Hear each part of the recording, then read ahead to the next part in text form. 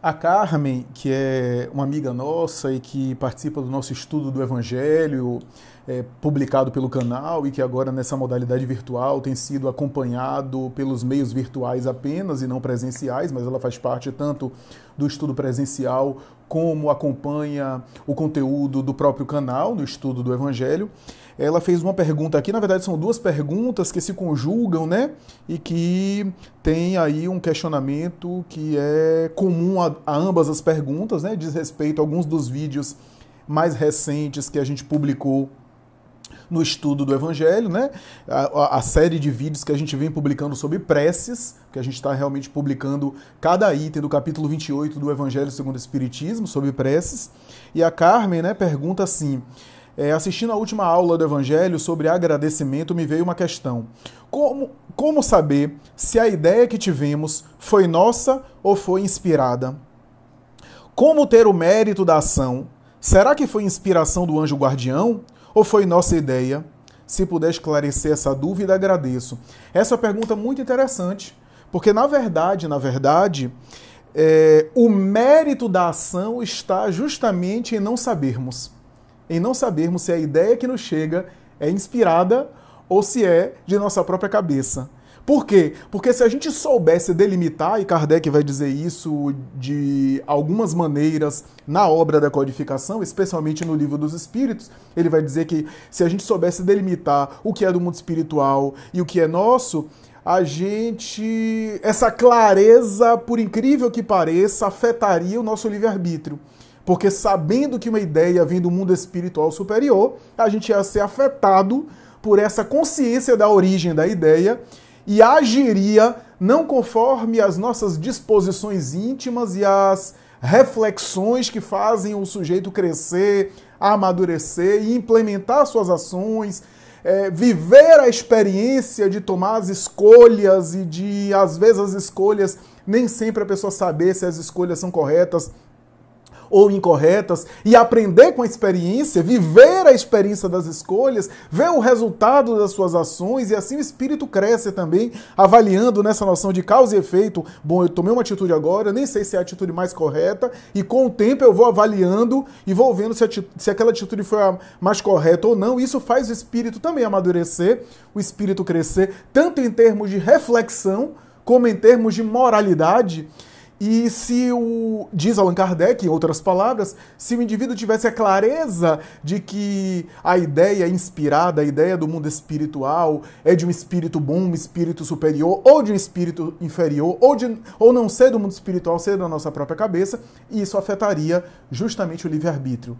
E a capacidade do livre-arbítrio afetada afeta o próprio mérito das ações. Quando eu não tenho o meu livre-arbítrio na autonomia plena possível que o encarnado pode ter no mundo terreno, é óbvio que o mérito também do bem e do mal, e o demérito do mal que eu faça, está também comprometido, está limitado por essa limitação do livre-arbítrio, né? Uma criança tem um livre-arbítrio menor do que um adulto. Por quê? Porque o livre-arbítrio da criança está limitado ao repertório das suas ações. Um animal tem um livre-arbítrio, que não é um livre-arbítrio moral, os espíritos dizem isso, é um livre-arbítrio material, né? O livre-arbítrio adstrito, limitado, circunscrito ao seu repertório comportamental e suas necessidades mais básicas, mais imediatas. Portanto, tem um livre-arbítrio diferente de um ser humano lúcido, consciente e assim por diante. Então, à medida que o indivíduo adquire consciência, conhecimento, lucidez, maturidade, ele amplia a sua capacidade de livre-arbítrio e, portanto, tem mais mérito pelas ações que escolhe e demérito pelas ações que escolhe de maneira negativa, as ações inadequadas, e com isso ele evolui, ele aprende com a experiência. O Kardec vai dizer que em muitas ocasiões não é só desnecessário, como contraproducente, não é só prejudicial, mas é até inútil, é desnecessário, sem nenhuma importância, o sujeito saber de onde vem aquela ideia, né? E isso limitaria o livre-arbítrio dele, ele saber de onde vêm as ideias. Afinal, a gente é bombardeado por uma série de pensamentos, alguns que são pensamentos fruto da nossa elaboração, da nossa produção interior, seja porque é efeito do inconsciente, efeito das nossas inclinações que nos propelem a pensar dessa ou daquela forma. O mundo mental é um terreno muito complexo, seja por inspiração de fora, espiritual, das mais variadas classes que nos chegam, nos alcançam do mundo espiritual, portanto também tem essa ocorrência. E se a gente soubesse, por incrível que pareça, o nosso livre-arbítrio ia ficar menor. Ia ficar mais limitado, ia ficar mais, portanto, empobrecido, né? Daí, essa barreira que nos impede de saber com precisão, com detalhes, com riqueza de detalhes, a fonte daquela ideia que surge em nossa cabeça, nos exige a autonomia de nós mesmos. Veja que o mundo espiritual nos ajuda, mas não nos tira a nossa autonomia. Os espíritos não fazem a gente bebês. E eles não são babás eletrônicas para ficarem dando conta da gente. Apesar de eles nos assistirem e nos acompanharem, eles não nos candidatam à dependência emocional. Porque muita gente compreende a ação dos guias dessa forma, né? Como se fosse uma dependência emocional. Não. Os guias espirituais, por nos amarem, porque senão eles não nos amariam, eles nos ajudam sem tolher, sem privar a nossa autonomia enquanto sujeito. A nossa capacidade de sermos autônomos, de darmos conta da nossa própria vida, de fazermos escolhas a respeito da nossa vida. E eles nos amparando de uma maneira sutil, nos inspirando, nos ajudando, nos estendendo a mão, mas a gente tem que pegar a mão deles, nesse sentido. Então, os espíritos têm essa preocupação. Se eles ajudassem ou se manifestassem sempre de forma ostensiva, e aqui essa manifestação de forma ostensiva se refere a todos, tá? Mesmo o médium ostensivo, mesmo Chico Xavier, com todas aquelas ocorrências que aconteciam na vida dele, por uma necessidade específica, ainda assim, Chico Xavier, em alguns momentos, muitos momentos, ele agia por conta própria e Emmanuel estava ali, mas não interferia. Os espíritos não podem privar a gente de termos autonomia enquanto sujeitos, né?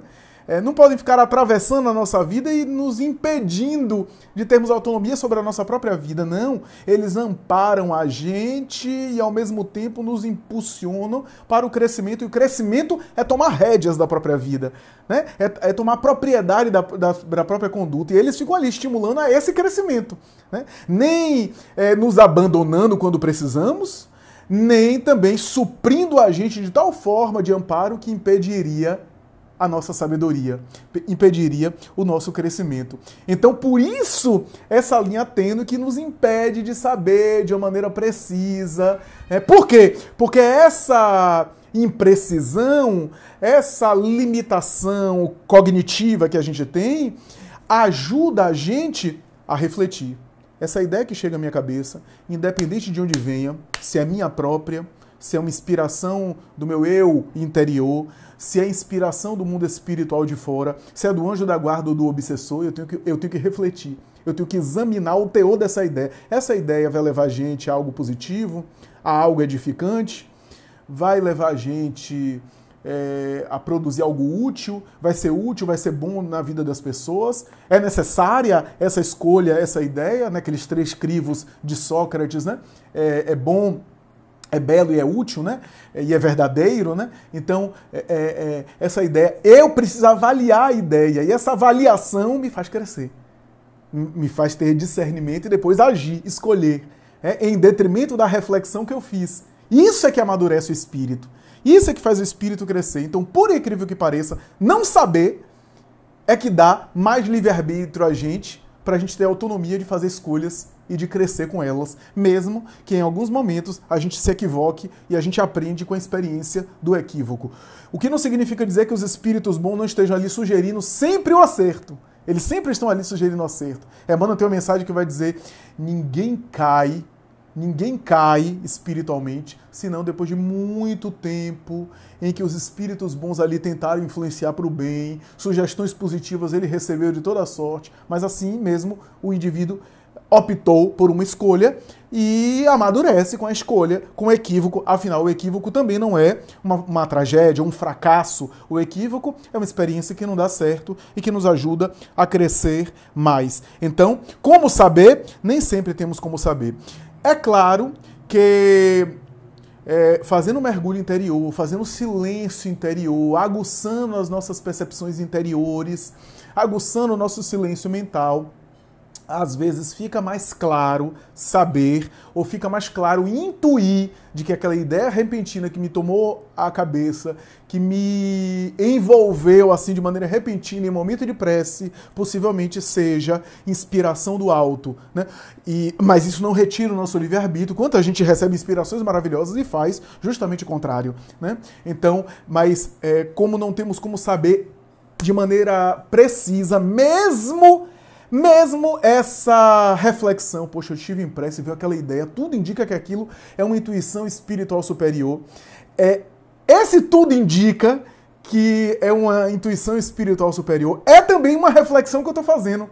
Ou seja, eu estou aprimorando também a minha reflexão a respeito das ideias que me chegam, mesmo que eu esteja certo, que realmente seja do benfeitor espiritual, isso ainda assim me confere o livre-arbítrio de eu refletir sobre aquilo, refletir sobre a ideia. A própria pergunta de Carmen é uma reflexão. Como eu sei se a ideia veio do mundo espiritual ou não? Essa reflexão é justamente o livre-arbítrio que a gente tem de se questionar, né? Então, não sei se ficou claro, se ficou confuso, mas a ideia é de que mesmo quando eu não sei, ou quando eu intuo, e possivelmente eu posso intuir corretamente, essa intuição, como não é algo real, no sentido de concreto, não há uma evidência material, é uma reflexão que eu estou fazendo. A própria reflexão de saber que é do guia ou de outro espírito, essa própria reflexão é fruto do amadurecimento, de silêncio interior, de meditação, de mergulho para dentro, que eu vou afinando as minhas antenas psíquicas. Agora, é claro, há determinadas ocasiões excepcionais em que os espíritos se manifestam de maneira ostensiva e dão a entender ou deixam claro para nós que se trata de uma ocorrência do mundo espiritual. Nesse caso em pauta, tem aí um objetivo superior que às vezes nos escapa. Eu pessoalmente não sei as razões, pelo menos as razões de todas essas ocorrências, porque aquele espírito se manifestou de maneira tão ostensiva para deixar claro que era uma ocorrência do mundo espiritual e em outras situações ele não se manifesta, não sei.